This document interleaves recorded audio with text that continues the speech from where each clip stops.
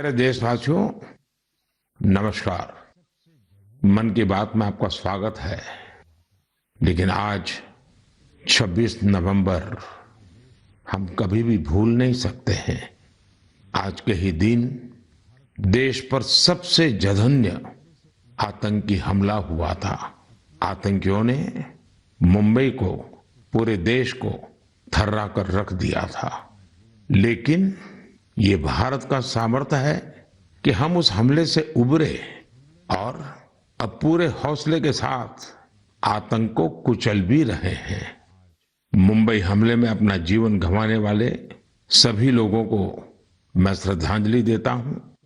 इस हमले में हमारे जो जांबाज वीरगति को प्राप्त हुए, देश आज उन्हें याद कर रहा है। मेरे परिवारजनों, 26 नवंबर का आज का ये दिन एक और वजह से भी अत्यंत महत्वपूर्ण है। 1949 में आज ही के दिन संविधान सभा ने भारत के संविधान को अंगीकार किया था। मुझे याद है, जब साल 2015 में हम बाबा साहब आम्बेडकर की 125वीं जन्म जयंती मना रहे थे, उसी समय ये विचार आया था कि 26 नवंबर को संविधान दिवस के तौर पर मनाया जाए। और तब से हर साल आज के इस दिन को हम संविधान दिवस के रूप में मनाते आ रहे हैं।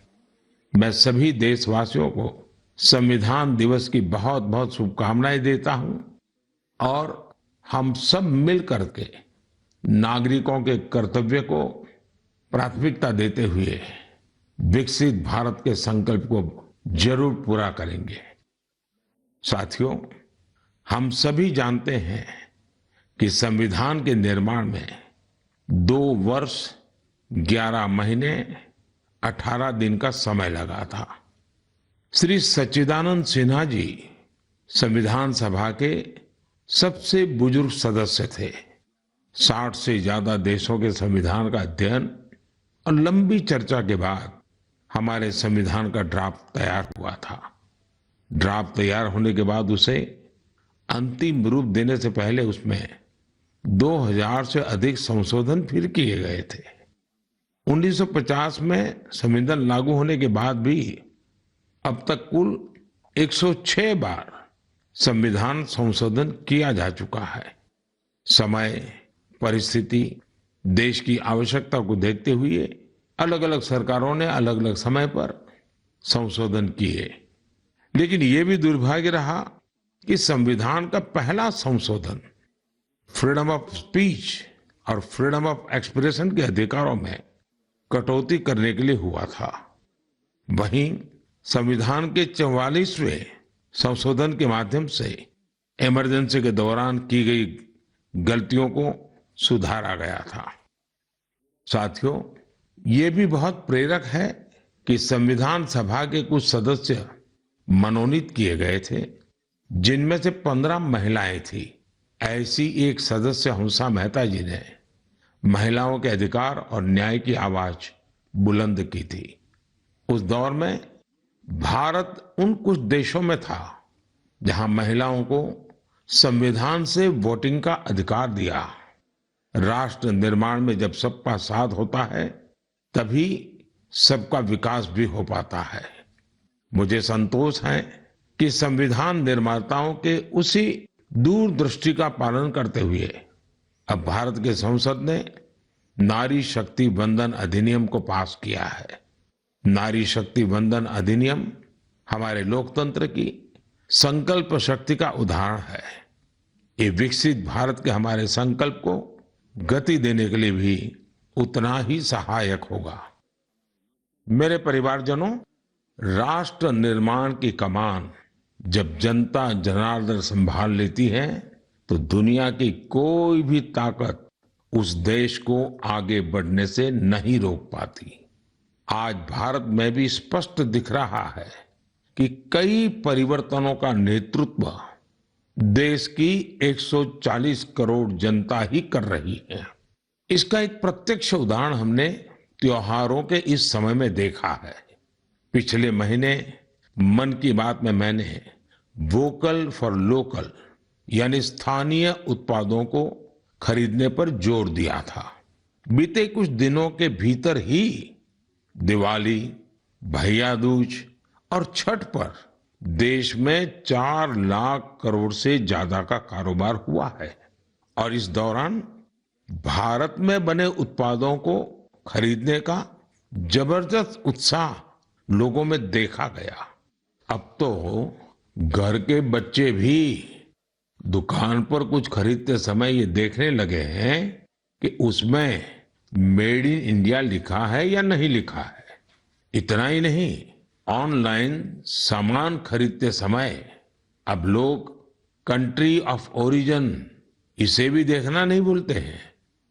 साथियों, जैसे स्वच्छ भारत अभियान की सफलता ही उसकी प्रेरणा बन रही है, वैसे ही वोकल फॉर लोकल की सफलता विकसित भारत, समृद्ध भारत के द्वार खोल रही है।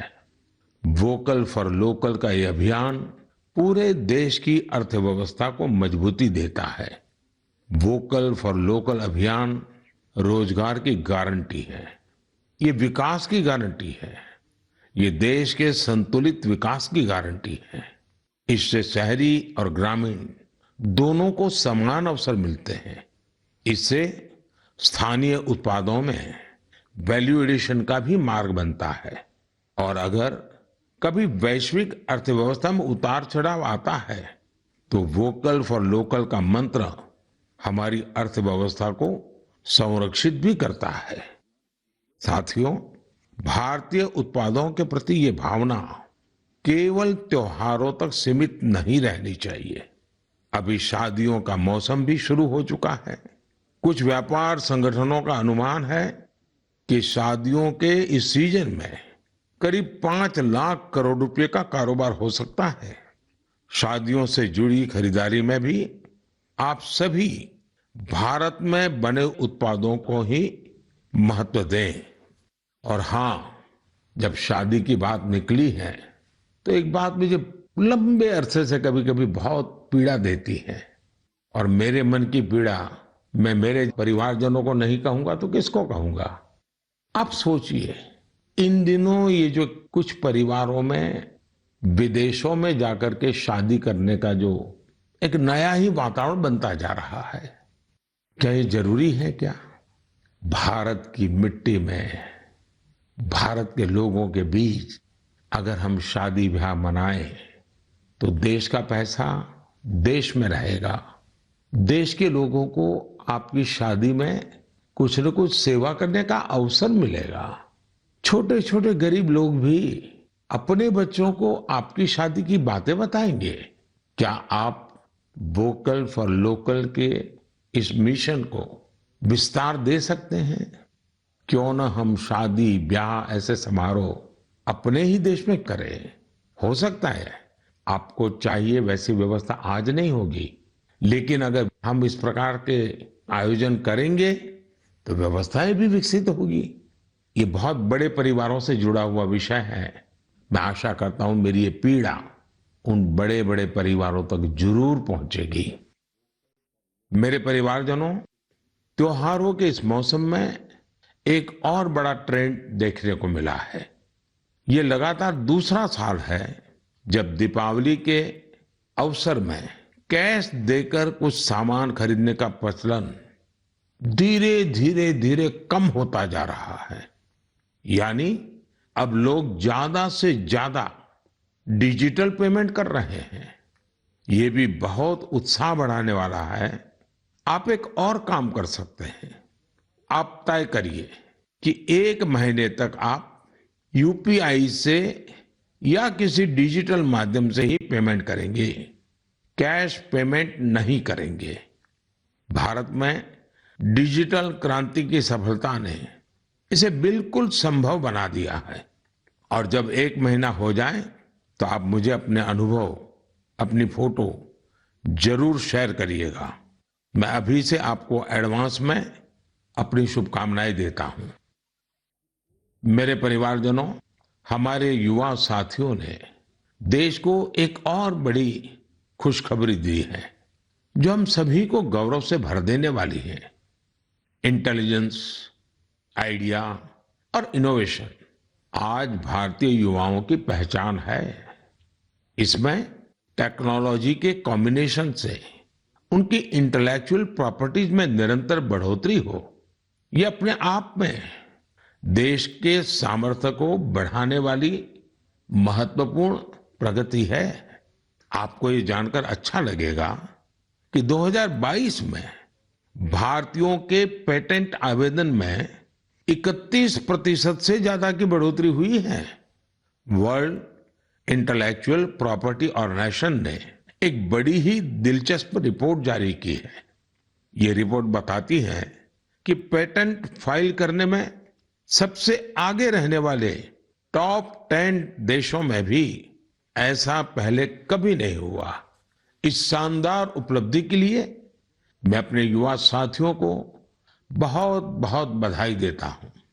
मैं अपने युवा मित्रों को विश्वास दिलाना चाहता हूं कि देश हर कदम पर आपके साथ है। सरकार ने जो प्रशासनिक और कानूनी सुधार किए हैं, उसके बाद आज हमारे युवा एक नई ऊर्जा के साथ बड़े पैमाने पर इनोवेशन के काम में जुटे हैं। 10 वर्ष पहले के आंकड़ों से तुलना करें तो आज हमारे पेटेंट को 10 गुना ज्यादा मंजूरी मिल रही है। हम सभी जानते हैं कि पेटेंट से न सिर्फ देश की इंटेलेक्चुअल प्रॉपर्टी बढ़ती है, बल्कि इससे नए नए अवसरों के भी द्वार खुलते हैं। इतना ही नहीं, ये हमारे स्टार्टअप्स की ताकत और क्षमता को भी बढ़ाते हैं। आज हमारे स्कूली बच्चों में भी इनोवेशन की भावना को बढ़ावा मिल रहा है। अटल टिंकरिंग लैब, अटल इनोवेशन मिशन, कॉलेजों में इंक्यूबेशन सेंटर्स, स्टार्टअप्स इंडिया अभियान, ऐसे निरंतर प्रयासों के नतीजे देशवासियों के सामने हैं। ये भी भारत की युवा शक्ति, भारत की इनोवेटिव पावर का प्रत्यक्ष उदाहरण है। इसी जोश के साथ आगे चलते हुए ही हम विकसित भारत के संकल्प को भी प्राप्त करके दिखाएंगे। और इसीलिए मैं बार बार कहता हूं, जय जवान, जय किसान, जय विज्ञान, जय अनुसंधान। मेरे प्यारे देशवासियों, आपको याद होगा कि कुछ समय पहले मन की बात में मैंने भारत में बड़ी संख्या में लगने वाले मेलों की चर्चा की थी। तब एक ऐसी प्रतियोगिता का भी विचार आया था जिसमें लोग मेलों से जुड़ी फोटो साझा करें। संस्कृति मंत्रालय ने इसी को लेकर मेला मोमेंट्स कॉन्टेस्ट का आयोजन किया था। आपको ये जानकर अच्छा लगेगा कि इसमें हजारों लोगों ने हिस्सा लिया और बहुत लोगों ने पुरस्कार भी जीते। कोलकाता के रहने वाले राजेश धर जी ने चरक मेला में गुब्बारे और खिलौने बेचने वाले की अद्भुत फोटो के लिए पुरस्कार जीता। ये मेला ग्रामीण बंगाल में काफी लोकप्रिय है। वाराणसी की होली को शोकेस करने के लिए अनुपम सिंह जी को मेला पोर्ट्रेट्स का पुरस्कार मिला। अरुण कुमार नलीमेला जी कुलसाई दशहरा से जुड़ा एक आकर्षक पहलू को दिखाने के लिए पुरस्कृत किए गए। वैसे ही पंढरपुर की भक्ति को दिखाने वाली फोटो सबसे ज्यादा पसंद की गई फोटो में शामिल रही, जिसे महाराष्ट्र के ही एक सज्जन श्रीमान राहुल जी ने भेजा था। इस प्रतियोगिता में बहुत सारी तस्वीरें मेलों के दौरान मिलने वाले स्थानीय व्यंजनों की भी थी। इसमें पुरुलिया के रहने वाले आलोक अविनाश जी की तस्वीर ने पुरस्कार जीता। उन्होंने एक मेले के दौरान क्षेत्र के खान पान को दिखाया था। प्रणब बसाक जी की वो तस्वीर भी पुरस्कृत हुई जिसमें भगोरिया महोत्सव के दौरान महिलाएं कुल्फी का आनंद ले रही हैं। रूमेला जी ने छत्तीसगढ़ के जगदलपुर में एक गांव के मेले में भजिया का स्वाद लेती महिलाओं की फोटो भेजी थी। इसे भी पुरस्कृत किया गया। साथियों, मन की बात के माध्यम से आज हर गांव, हर स्कूल, हर पंचायत को ये आग्रह है कि निरंतर इस तरह की प्रतियोगिताओं का आयोजन करें। आजकल तो सोशल मीडिया की इतनी ताकत है, टेक्नोलॉजी और मोबाइल घर घर पहुंचे हुए हैं। आपके लोकल पर्व हो या प्रोडक्ट, उन्हें आप ऐसा करके भी ग्लोबल बना सकते हैं। साथियों, गांव गांव में लगने वाले मेलों की तरह ही हमारे यहाँ विभिन्न नृत्यों की भी अपनी ही विरासत है। झारखंड, उड़ीसा और बंगाल के जनजातीय इलाकों में एक बहुत प्रसिद्ध नृत्य है जिसे छऊ के नाम से बुलाते हैं। 15 से 17 नवंबर तक एक भारत श्रेष्ठ भारत की भावना के साथ श्रीनगर में छऊ पर्व का आयोजन किया गया। इस कार्यक्रम में सबने छऊ नृत्य का आनंद उठाया। श्रीनगर के नौजवानों को छऊ नृत्य की ट्रेनिंग देने के लिए एक वर्कशॉप का भी आयोजन हुआ। इसी प्रकार कुछ सप्ताह पहले ही कठुआ जिले में बसोहली उत्सव आयोजित किया गया। ये जगह जम्मू से 150 किलोमीटर दूर है। इस उत्सव में स्थानीय कला, लोक नृत्य और पारंपरिक रामलीला का आयोजन हुआ। साथियों, भारतीय संस्कृति की सुंदरता को सऊदी अरब में भी महसूस किया गया। इसी महीने सऊदी अरब में संस्कृत उत्सव नाम का एक आयोजन हुआ। यह अपने आप में बहुत अनूठा था, क्योंकि ये पूरा कार्यक्रम ही संस्कृत में था। संवाद, संगीत, नृत्य, सब कुछ संस्कृत में। इसमें वहां के स्थानीय लोगों की भागीदारी भी देखी गई। मेरे परिवारजनों, स्वच्छ भारत अब तो पूरे देश का प्रिय विषय बन गया है।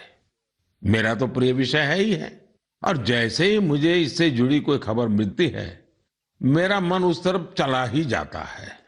और स्वाभाविक है, फिर तो उसको मन की बात में जगह मिल ही जाती है। स्वच्छ भारत अभियान ने साफ सफाई और सार्वजनिक स्वच्छता को लेकर लोगों की सोच बदल दी है।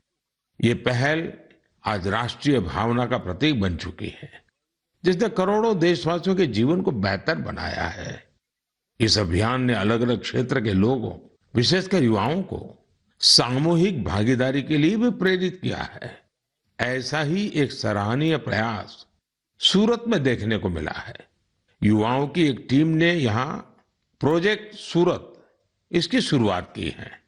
इसका लक्ष्य सूरत को एक ऐसा मॉडल शहर बनाना है जो सफाई और सस्टेनेबल डेवलपमेंट की बेहतरीन मिसाल बने। सफाई संडे के नाम से शुरू हुए इस प्रयास के तहत सूरत के युवा पहले सार्वजनिक जगहों और डुमस बीच की सफाई करते थे। बाद में ये लोग तापी नदी के किनारों की सफाई में भी जी जान से जुट गए। और आपको जानकर के खुशी होगी, देखते ही देखते इससे जुड़े लोगों की संख्या 50,000 से ज्यादा हो गई है। लोगों से मिले समर्थन से टीम का आत्मविश्वास बढ़ा, जिसके बाद उन्होंने कचरा इकट्ठा करने का काम भी शुरू किया।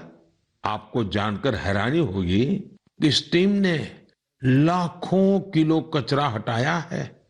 जमीनी स्तर पर किए गए ऐसे प्रयास बहुत बड़े बदलाव लाने वाले होते हैं। साथियों, गुजरात से ही एक और जानकारी आई है। कुछ सप्ताह पहले वहां अंबाजी में भादरवी पूनम मेले का आयोजन किया गया था। इस मेले में 50 लाख से ज्यादा लोग आए। ये मेला प्रतिवर्ष होता है। इसकी सबसे खास बात ये रही कि मेले में आए लोगों ने गब्बर हिल के एक बड़े हिस्से में सफाई अभियान चलाया। मंदिरों के आसपास के पूरे क्षेत्र को स्वच्छ रखने का यह अभियान बहुत प्रेरणादायी है।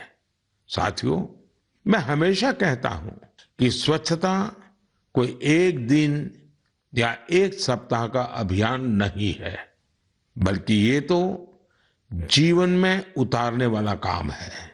हम अपने आसपास ऐसे लोग देखते भी हैं जिन्होंने अपना पूरा जीवन स्वच्छता से जुड़े विषयों पर ही लगा दिया। तमिलनाडु के कोयम्बटूर में रहने वाले लोगानाथन जी भी बेमिसाल है।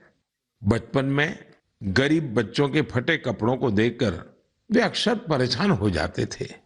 इसके बाद उन्होंने ऐसे बच्चों की मदद का प्रण लिया और अपनी कमाई का एक हिस्सा इन्हें दान देना शुरू कर दिया।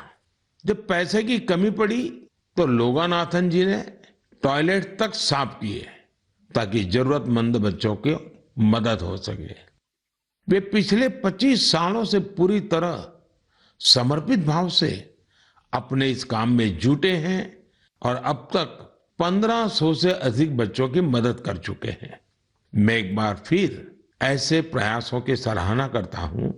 देश भर में हो रहे इस तरह के अनेकों प्रयास न सिर्फ हमें प्रेरणा देते हैं बल्कि कुछ नया कर गुजरने की इच्छा शक्ति भी जगाते हैं। मेरे परिवारजनों, 21वीं सदी की बहुत बड़ी चुनौतियों में से एक है जल सुरक्षा। जल का संरक्षण करना जीवन को बचाने से कम नहीं है। जब हम सामूहिकता की इस भावना से कोई काम करते हैं तो सफलता भी मिलती है। इसका एक उदाहरण देश के हर जिले में बन रहे अमृत सरोवर भी है। अमृत महोत्सव के दौरान भारत ने जो 65,000 से ज्यादा अमृत सरोवर बनाए हैं वो आने वाली पीढ़ियों को लाभ देंगे। अब हमारा ये भी दायित्व है कि जहां जहां अमृत सरोवर बने हैं उनकी निरंतर देखभाल हो, वो जल संरक्षण के प्रमुख स्रोत बने रहें। साथियों, जल संरक्षण की ऐसी ही चर्चाओं के बीच मुझे गुजरात के अमरेली में हुए जल उत्सव का भी पता चला। गुजरात में 12 मास बहने वाली नदियों का भी अभाव है, इसलिए लोगों को ज्यादातर बारिश के पानी पर ही निर्भर रहना पड़ता है। पिछले 20-25 साल में सरकार और सामाजिक संगठनों के प्रयास के बाद वहां की स्थिति में बदलाव जरूर आया है और इसलिए वहां जल उत्सव की बड़ी भूमिका है। अमरेली में हुए जल उत्सव के दौरान जल संरक्षण और झीलों के संरक्षण को लेकर लोगों में जागरूकता बढ़ाई गई। इसमें वाटर स्पोर्ट्स को भी बढ़ावा दिया गया। वाटर सिक्योरिटी के जानकारों के साथ मंथन भी किया गया। कार्यक्रम में शामिल लोगों को तिरंगे वाला वाटर फाउंटेन बहुत पसंद आया। इस जल उत्सव का आयोजन सूरत के डायमंड बिजनेस में नाम कमाने वाले सब्जीभाई धोड़किया के फाउंडेशन ने किया। मैं इसमें शामिल प्रत्येक व्यक्ति को बधाई देता हूं। जल संरक्षण के लिए ऐसे ही काम करने की शुभकामनाएं देता हूं। मेरे परिवारजनों, आज दुनिया भर में स्किल डेवलपमेंट के महत्व को स्वीकार्यता मिल रही है। जब हम किसी को कोई स्किल सिखाते हैं तो उसे सिर्फ हुनर ही नहीं देते बल्कि उसे आय का एक जरिया भी देते हैं। और जब मुझे पता चला कि एक संस्था पिछले 4 दशक से स्किल डेवलपमेंट के काम में जुटी है तो मुझे और भी अच्छा लगा। ये संस्था आंध्र प्रदेश के श्रीकाकुलम में है और इसका नाम बेल्जीपुरम यूथ क्लब है। स्किल डेवलपमेंट पर फोकस कर बेल्जीपुरम यूथ क्लब ने करीब 7,000 महिलाओं को सशक्त बनाया है।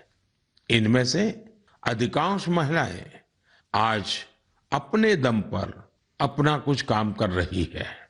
इस संस्था ने बाल मजदूरी करने वाले बच्चों को भी कोई ना कोई हुनर सिखाकर उन्हें उस दुष्चक्र से बाहर निकालने में मदद की है। बेल्जीपुरम यूथ क्लब की टीम ने किसान उत्पाद संघ यानी एफपीओ से जुड़े किसानों को भी नई स्किल सिखाई, जिससे बड़ी संख्या में किसान सशक्त हुए हैं। स्वच्छता को लेकर भी यह यूथ क्लब गांव-गांव में जागरूकता फैला रहा है। इसने अनेक शौचालयों का निर्माण की भी मदद की है। मैं स्किल डेवलपमेंट के लिए इस संस्था से जुड़े सभी लोगों को बहुत बहुत बधाई देता हूं, उनकी सराहना करता हूं। आज देश के गांव-गांव में स्किल डेवलपमेंट के लिए ऐसे ही सामूहिक प्रयासों की आवश्यकता है। साथियों, जब किसी एक लक्ष्य के लिए सामूहिक प्रयास होता है तो सफलता की ऊंचाई भी और ज्यादा हो जाती है। मैं आप सभी से लद्दाख का एक प्रेरक उदाहरण साझा करना चाहता हूं। आपने पश्मीना शॉल के बारे में तो जरूर सुना होगा। पिछले कुछ समय से लद्दाखी पश्मीना की भी बहुत चर्चा हो रही है। लद्दाखी पश्मीना लुम्स ऑफ लद्दाख के नाम से दुनिया भर के बाजारों में पहुंच रहा है। आप ये जानकर हैरान रह जाएंगे कि इसे तैयार करने में 15 गांवों की 450 से अधिक महिलाएं शामिल हैं। पहले वे अपने उत्पाद वहां आने वाले पर्यटकों को ही बेचती थी, लेकिन अब डिजिटल भारत के इस दौर में उनकी बनाई चीजें देश दुनिया के अलग अलग बाजारों में पहुंचने लगी हैं। यानी हमारा लोकल अब ग्लोबल हो रहा है और इससे इन महिलाओं की कमाई भी बढ़ी है। साथियों, नारी शक्ति की ऐसी सफलताएं देश के कोने कोने में मौजूद है। जरूरत ऐसी बातों को ज्यादा से ज्यादा सामने लाने की है और ये बताने के लिए मन की बात से बेहतर और क्या होगा। तो आप भी ऐसे उदाहरणों को मेरे साथ ज्यादा से ज्यादा शेयर करें। मैं भी पूरा प्रयास करूंगा कि उन्हें आपके बीच ला सकूं। मेरे परिवारजनों, मन की बात में हम ऐसे सामूहिक प्रयासों की चर्चा करते रहे हैं जिनसे समाज में बड़े बड़े बदलाव आए हैं। मन की बात की एक और उपलब्धि ये भी है कि इसने घर घर में रेडियो को और अधिक लोकप्रिय बना दिया है। माय गॉव पर मुझे उत्तर प्रदेश में अमरोहा के राम सिंह बौद्ध जी का एक पत्र मिला है। राम सिंह जी पिछले कई दशकों से रेडियो संग्रह करने के काम में जुटे हैं। उनका कहना है कि मन की बात के बाद से उनके रेडियो म्यूजियम के प्रति लोगों की उत्सुकता और बढ़ गई है।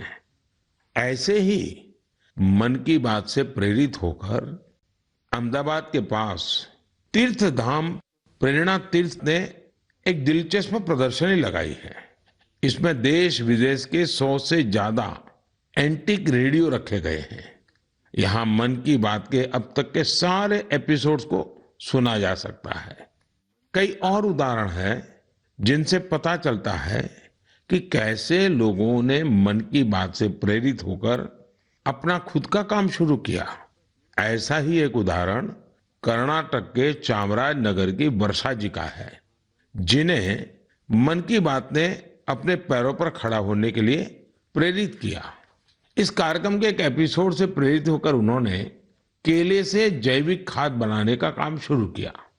प्रकृति से बहुत लगाव रखने वाली वर्षा जी की ये पहल दूसरे लोगों के लिए भी रोजगार के मौके लेकर आई है। मेरे परिवारजनों, कल 27 नवंबर को कार्तिक पूर्णिमा का पर्व है। इसी दिन देव दीपावली भी मनाई जाती है और मेरा तो मन रहता है कि मैं काशी की देव दीपावली जरूर देखूं।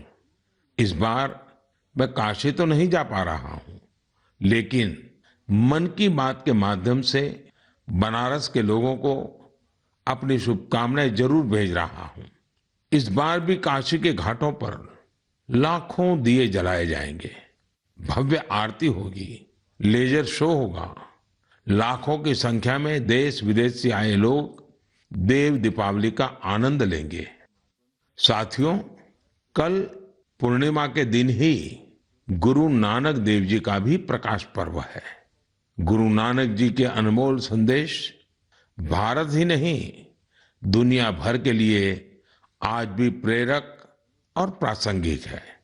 यह हमें सादगी, सद्भाव और दूसरों के प्रति समर्पित होने के लिए प्रेरित करते हैं। गुरु नानक देव जी ने सेवा भावना, सेवा कार्यों की जो सीख दी, उसका पालन हमारे सिख भाई बहन पूरे विश्व में करते नजर आते हैं। मैं मन की बात के सभी श्रोताओं को गुरु नानक देव जी के प्रकाश पर्व की बहुत बहुत शुभकामनाएं देता हूं। मेरे परिवारजनों, मन की बात में इस बार मेरे साथ इतना ही। देखते ही देखते 2023 समाप्ति की तरफ बढ़ रहा है और हर बार की तरह हम आप ये भी सोच रहे हैं कि अरे इतनी जल्दी ये साल बीत गया। लेकिन ये भी सच है कि ये साल भारत के लिए असीम उपलब्धियों वाला साल रहा है और भारत की उपलब्धियां हर भारतीय की उपलब्धि है। मुझे खुशी है कि मन की बात भारतीयों की ऐसी उपलब्धियों को सामने लाने का एक सशक्त माध्यम बना है। अगली बार देशवासियों की ढेर सारी सफलताओं पर फिर आपसे बात होगी। तब तक के लिए मुझे विदा दीजिए। बहुत बहुत धन्यवाद। नमस्कार।